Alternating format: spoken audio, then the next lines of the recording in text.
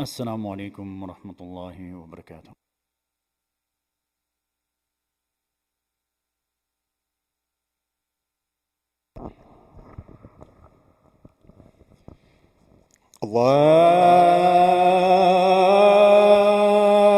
الله أكبر الله أكبر الله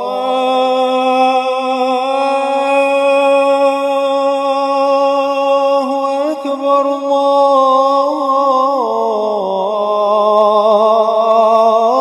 الله أكبر. أشهد أن لا إله إلا الله.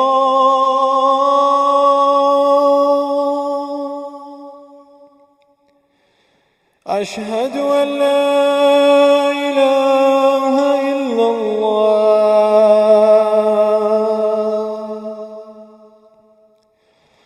أشهد أن محمدا رسول الله.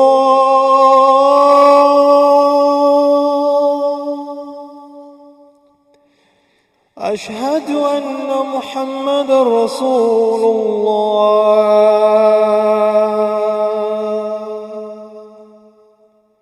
حي على الصلاة.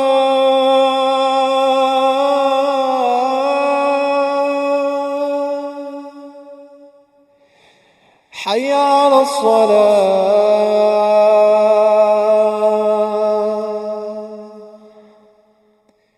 حي على الفلاح.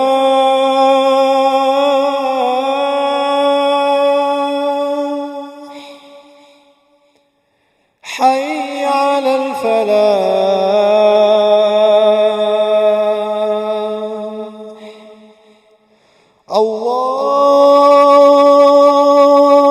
الله أكبر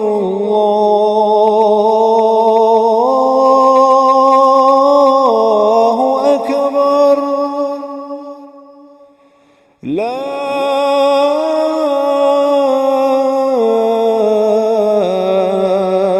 إله إلا الله.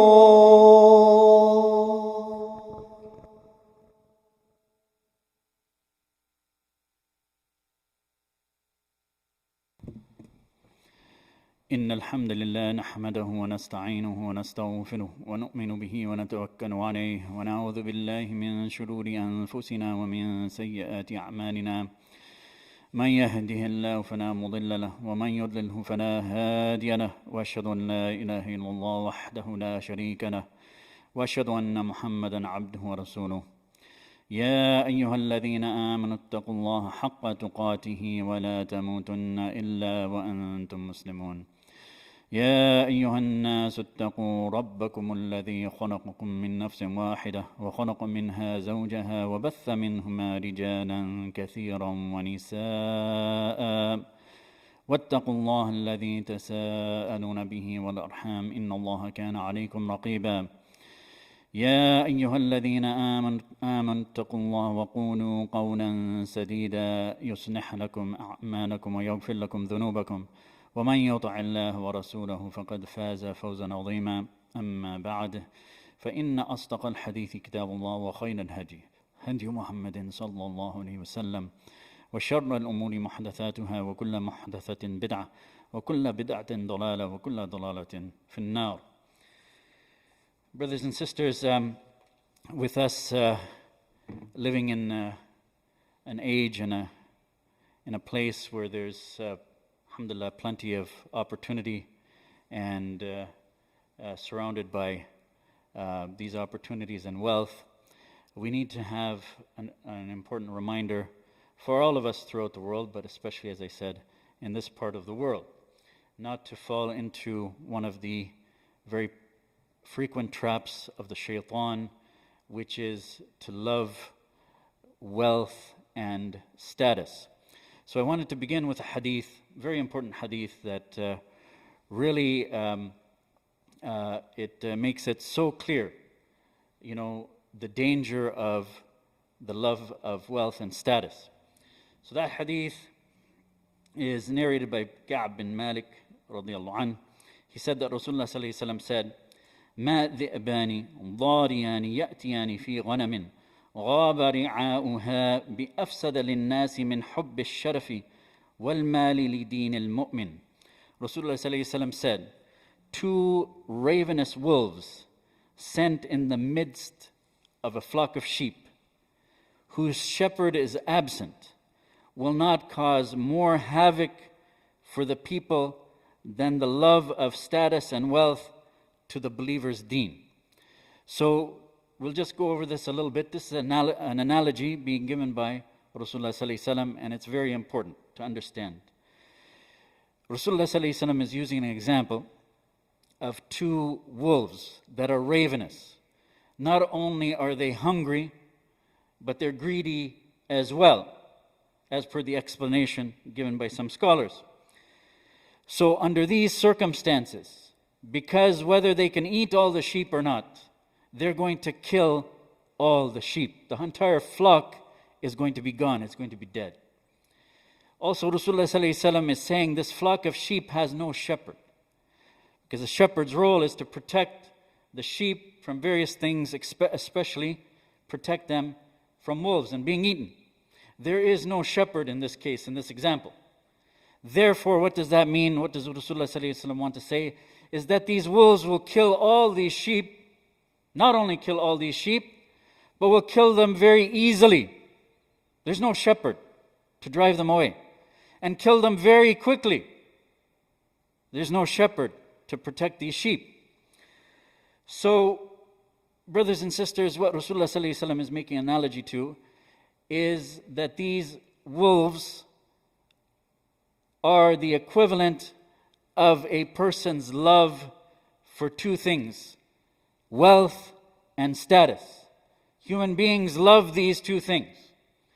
But he's saying that just like the wolves will eat the sheep quickly and easily and kill all of them, whether necessary or not, Rasulullah ﷺ is saying these two loves will have more damage on the person's deen, on the believer's deen.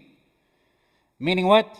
Same way that these two loves will destroy and send havoc or be so detrimental on the person's deen or the believer's deen that maybe it'll eat up the deen of the believer completely. So this is the analogy Rasulullah ﷺ gives. And how would this happen? How would the deen be eaten by this love? This is a long discussion, but a few examples are that how can we love two opposing things? I mean, maybe some of us, we like sweets. We want everything to be sweet. How do we love sweets and at the same time love something that's not sweet? How do we love two opposing things? How do we love wealth and status and love the dunya when Allah subhanahu wa ta'ala tells us that these are temporary and they are of very little value. There's no value to these things. And they are really just a test for the real thing, the permanent thing, the everlasting thing, the more valuable thing, which is the akhirah. How do you love these two opposing things? So that's one point. The other point is, brothers and sisters, how? First of all, to chase after status and wealth takes a lot of time. It takes energy. It takes effort. We all know how hard it is to get these things and even to maintain these things. If we get absorbed in these things, how is it that we will? The more and more we get absorbed in these things, how is it that we will be able to worship Allah subhanahu wa ta'ala? Or we'll worship Allah subhanahu wa ta'ala in a hurry, or very little, or may Allah subhanahu wa ta'ala forbid none at all, no time at all. We're in too much of a rush. We're distracted and consumed with getting more wealth, not just because, as we have to keep in mind, a person who gets a lot of wealth will never be satisfied with that amount of wealth. They'll want more. Someone who gets a certain amount of fame or status will never be satisfied with that amount. They'll always want more. And as they chase more and more, of course, less time and focus will be given to worshiping Allah subhanahu wa ta'ala. Another thing that it could lead to is making lawful what is forbidden. Wahab bin Munabbih, one of the early scholars, he said, from following desires comes the desire for this world. And from the desire for this world comes the love of wealth and status. And from love of wealth and status comes making lawful that which is forbidden. They may do something unlawful eventually. In this, craving for wealth and status, to get more of it, they may end up reaching a point where now they have to do something unlawful to fulfill their desire and get more of what they want. Brothers and sisters, prosperity and wealth are a big test. We know, brothers and sisters, that hardship and pain and suffering and poverty, they are tests from Allah subhanahu wa ta'ala. But we have to keep in mind, brothers and sisters, sometimes, prosperity and wealth and having high status could be a test that's even more difficult. Abdurrahman bin Auf radiallahu anhu, he said, ابتلينا مع رسول الله صلى الله عليه وسلم بالضراء فصبرنا ثم ابتلينا بالسراء بعده فلم نصبر. He said, we were tested with hardship alongside Rasulullah sallallahu alaihi wasallam, and we had sabr. Then we were tested with prosperity after that, and we did not have sabr. So brothers and sisters, it is a big test from Allah subhanahu wa ta'ala. We should take both sides. Difficult times as a test. Even good times are a test from Allah subhanahu wa ta'ala. Especially wealth, because Rasulullah sallallahu alayhi wa sallam said, Inna li kulli ummatin fitnah. وَفِتْنَةُ أُمَّتِي الْمَالِ. He said, verily every nation has a trial, and the trial of my nation is wealth. Brothers and sisters, this love of wealth and status can manifest itself in so many ways. I wanted to talk about 3 of them that are, very important. And they are israf, tabdhir, and shuh. Starting with israf, first of all, what is israf exactly? Israf is to be extravagant or wasteful in something that you need, but you go overboard on it. Okay? So it's something you may spend your money on, something that you need, but you're extravagant, wasteful, or you go overboard. As an example, we all need to have clothing. It's one of the necessities of life. We have to cover our awrah. However, we can do that with a certain amount of clothing. So do we need, it would be israf to buy so many articles of clothing. Dozens and dozens of shirts, dozens and dozens of shoes, when we only need a few pairs, let's say. Or another example is, we need to cover our awrah. We don't have to wear brand name, designer clothing, very expensive, to cover that awrah. We can do it with some simple cloth that serves that purpose. What's the point of spending and trying to show off with these designer clothes? This is another example of israf. What does Allah subhanahu wa ta'ala say about that? He says, Ya bani Adam, خذوا زينتكم عند كل مسجد وكلوا واشربوا ولا تسرفوا إنه لا يحب المسرفين. O children of Adam, take your adornment to every place of prayer and eat and drink, but waste not by extravagance. Certainly He, Allah, likes not those who waste by extravagance. So we have to be careful of this trap of shaitan. That was number 1. Number 2 is about tabdhir. What is exactly tabdhir? It's translated as being a spendthrift. But what does that really mean? What that means is now the person spends on something that is unnecessary. Israf is you spend on something that is necessary. You need it, but you waste or be extravagant. This is the case where you spend on something that you don't need. Let's say a big fancy home entertainment system. Who needs that? Who needs that? As an example, and there's many more. What does Allah subhanahu wa ta'ala have to say about that? He says, إِنَّ الْمُبَذِّرِينَ كَانُوا إِخْوَانَ الشَّيَاطِينَ وَكَانَ الشَّيْطَانُ لِرَبِّهِ كَفُورًا. Very serious words of Allah subhanahu wa ta'ala. He says, verily, the spendthrifts are brothers of the shayateen, and the shaitan is ever ungrateful to his Lord. May Allah subhanahu wa ta'ala protect us from this. Third one is shuh. So a person, out of their love for wealth and status, may have shuh, which is by definition miserliness, bukhl. Person doesn't want to spend anything now. They don't want to lose their status that they have of wealth or fame or status, whatever it is. What does Allah subhanahu wa ta'ala say about that? He says, فَاتَّقُوا اللَّهَ مَا اسْتَطَعْتُمْ وَاسْمَعُوا وَأَطِيعُوا وَأَنْفِقُوا خَيْرًا لِأَنفُسِكُمْ وَمَنْ يُوقَ شُحَّ نَفْسِهِ فَأُولَٰئِكَ هُمُ الْمُفْلِحُونَ. So keep your duty to Allah and fear Him as much as you can. Listen and obey and spend in charity. That is better for yourselves, and whoever is saved from his own shuh, then they are the successful ones. Brothers and sisters, let us keep in mind that shuh and iman cannot coexist in a Muslim. It's impossible.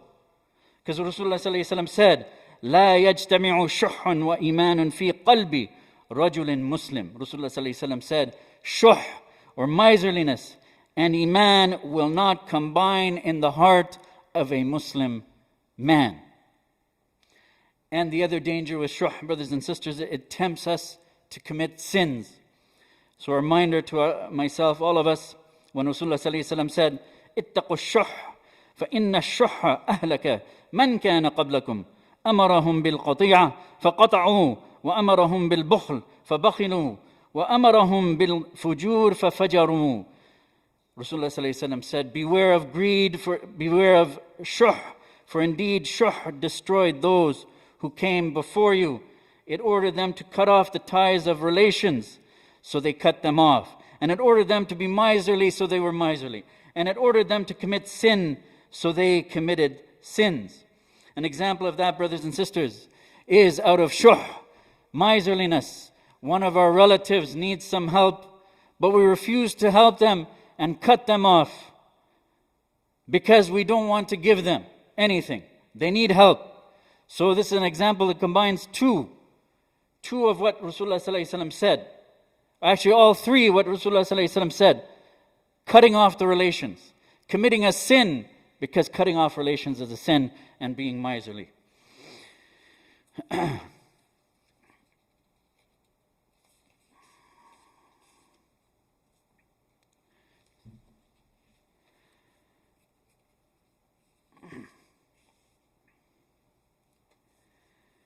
Brothers and sisters, just to remind ourselves two things. That, as I was saying earlier, you cannot love these two opposing things at the same time. Love of the dunya, love of the akhirah. An example of that is the hadith of Rasulullah ﷺ when he said, he who loves this world, the dunya, then it will harm his hereafter. And he who loves the hereafter, then it will harm his dunya. So prefer that which will remain over that which will pass away. So prefer that which will remain, meaning the akhirah, over that which will pass away, meaning the dunya. Also, I remind myself something very important that we need a reminder often, that we're not going to take this. So what's the point of all this accumulating wealth or even the status? We're not taking it. The status here, somebody who's very famous, a celebrity or whatever it is not necessarily going to have that in the akhirah. So it's not just related to wealth. Some of the wise scholars said, they were told, Inna fulanan jama' al-mal. So and so has accumulated so much wealth. So they asked, فَهَلْ جَمَعَ أَيَّامًا يُنْفِقُهُ فِيهَا? Has that person also amassed days in which to spend it? Meaning, they got more days somehow. They gathered days while they were gathering wealth. More dollars. Did they get more days now to actually spend it in? So the answer was no. So they said, what did they say? مَا جَمَعَ شَيْئًا. That person did not accumulate anything. It's nothing what they got. Inshallah, I'll continue in the second khutbah, inshallah. أقول قولي هذا واستغفر الله لي ولكم.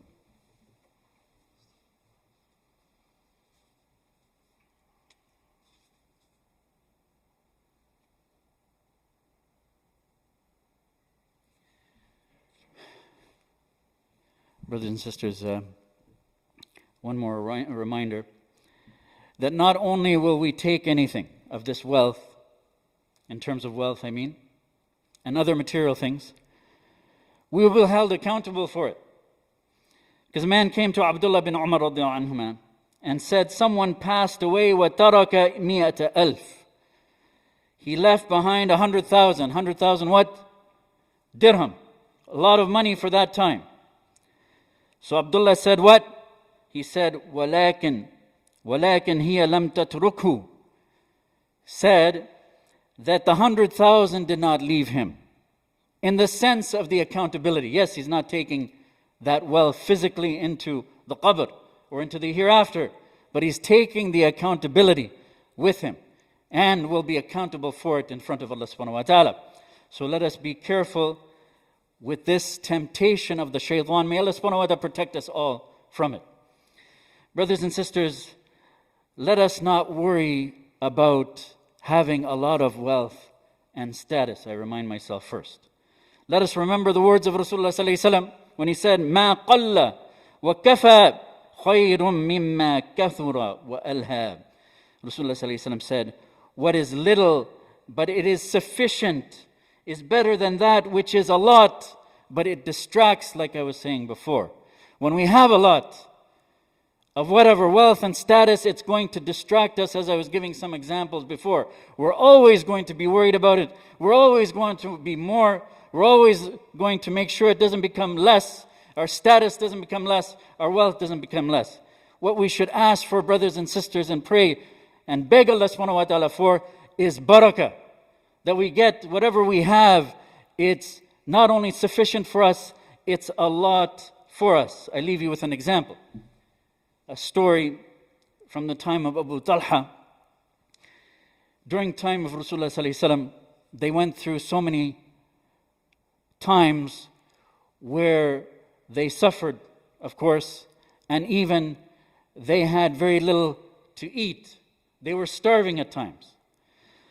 So Anas radiallahu anh came across Rasulullah sallallahu alaihi wasallam one day and the companions, and Rasulullah sallallahu alaihi wasallam actually had a belt tied around his stomach. So he asked, Ya Rasulullah sallallahu alaihi wasallam, why this belt you're wearing around your stomach? And Rasulullah sallallahu alaihi wasallam explained that he did this, out of hunger, to control the pangs of hunger. This is Rasulullah sallallahu alaihi wasallam. So Anas went to his home and to Abu Talha radiallahu anh, and told Abu Talha what the situation was. So Abu Talha radiallahu anh, he was very sad, of course, and he asked his wife Sulaim radiallahu anha what they had in their home to eat. Now Abu Talha, as you know, was at one time one of the richest men in Medina, but he gave so much of his wealth for the sake of Allah subhanahu wa ta'ala as sadaqah.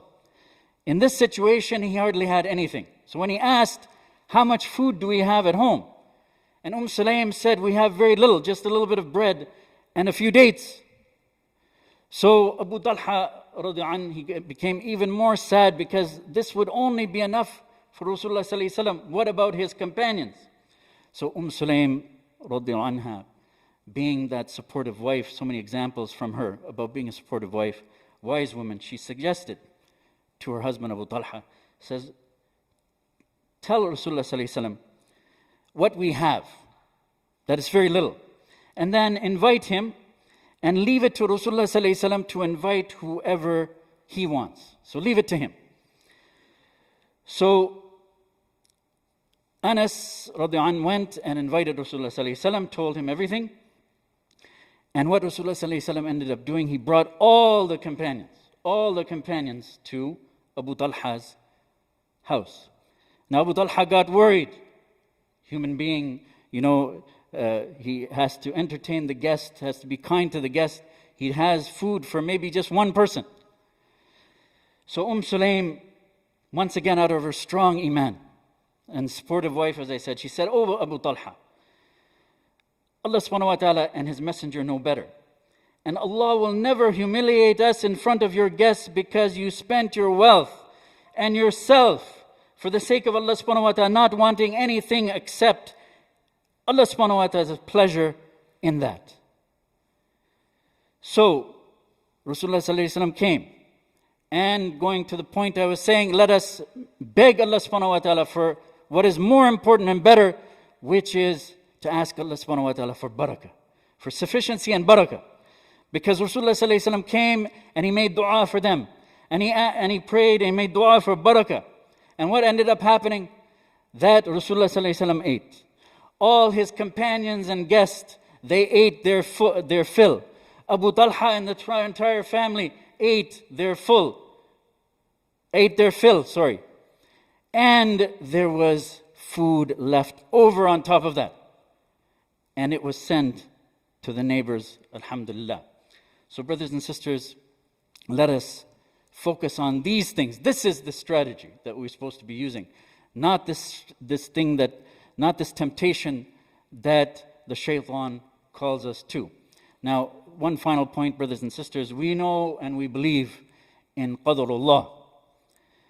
So we are going to get, of course, I'm not saying we don't strive and struggle and work hard, but we're going to get what Allah subhanahu wa ta'ala wills for us. Not any more, and also not any less. So the scholars have given some wise words about that. They said, إِذَا كَانَ الْقَدْرُ حَقًّا فَالْحِرْصُ بَاطِلٌ. They said, since the qadr is true, then the craving is futile. What's the point of craving? Be normal. Be normal. Craving is not going to make us get any more or any less. Brothers and sisters, I've run out of time. May Allah subhanahu wa ta'ala guide us to these few words.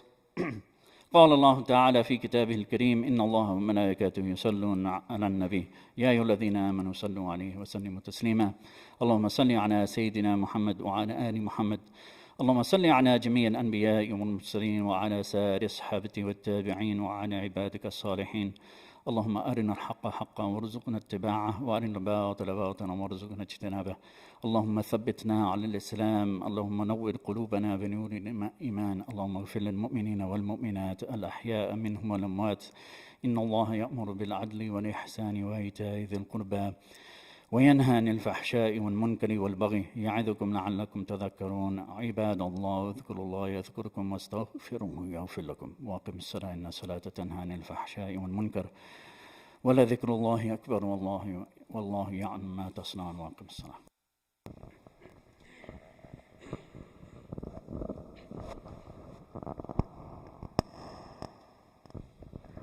الله أكبر الله أكبر أشهد أن لا إله إلا الله أشهد أن محمد رسول الله حي على الصلاة حي على الفلاح قد قامت الصلاة قد قامت الصلاة الله أكبر الله أكبر لا إله إلا الله.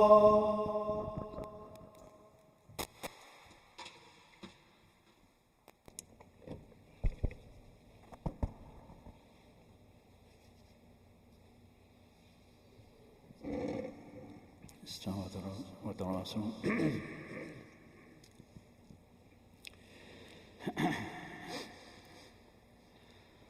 الله أكبر.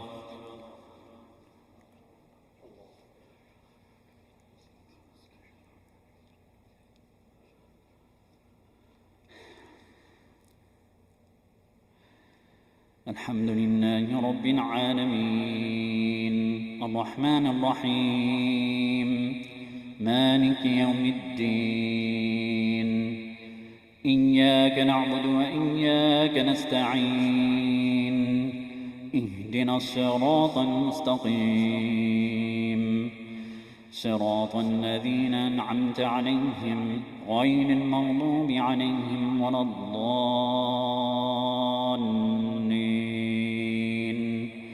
آمين.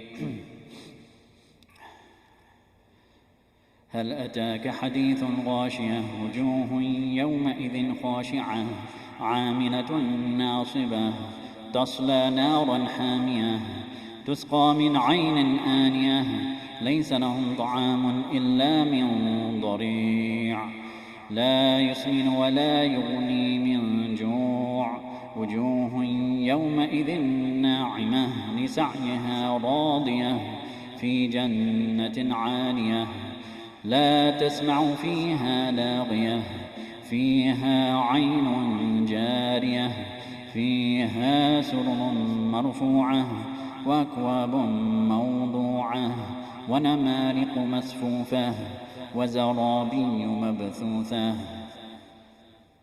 الله.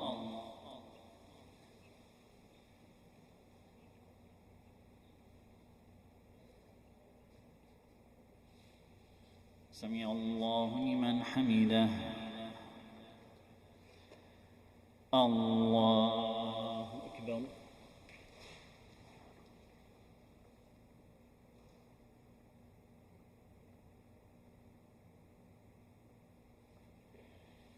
الله أكبر.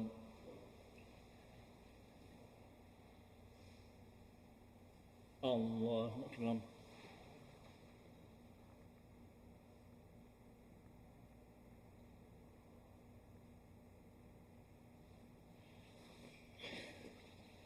الله أكبر.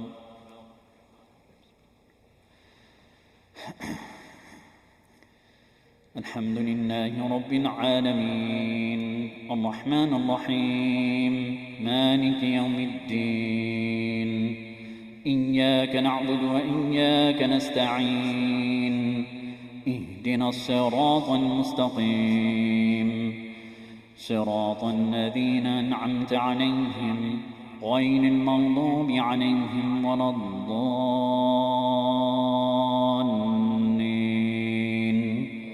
آمين.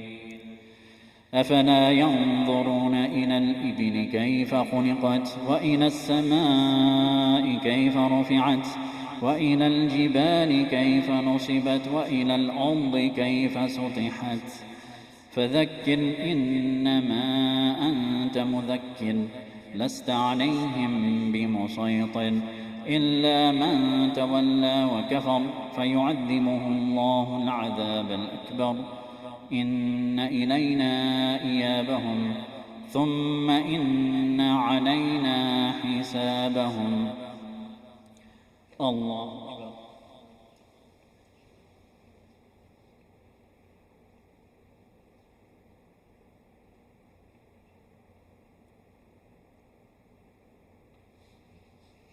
سمع الله لمن حمده. الله أكبر.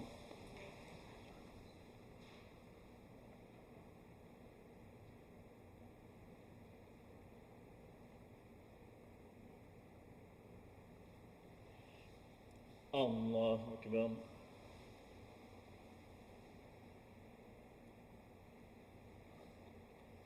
الله أكبر.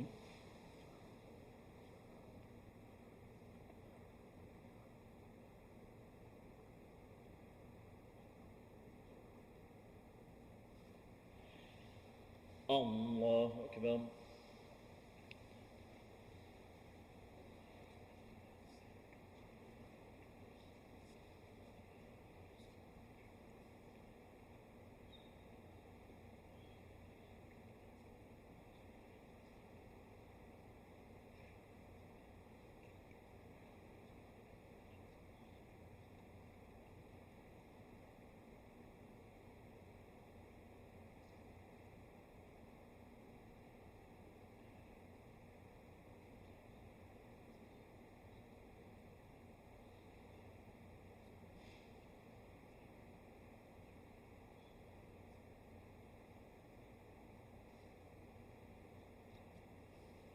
السلام عليكم ورحمة الله.